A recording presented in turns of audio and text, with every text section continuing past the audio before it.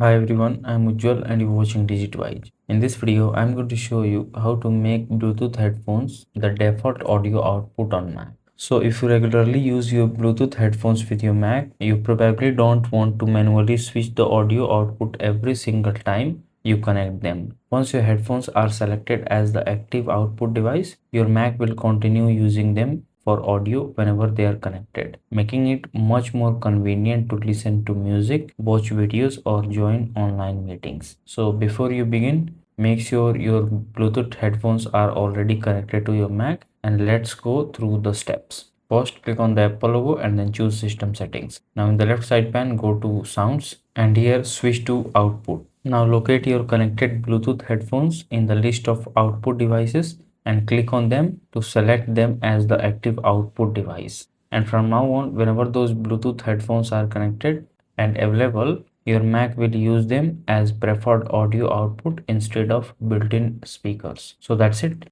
If this video helps you in any way, then do like it and subscribe to the channel. Thanks for watching.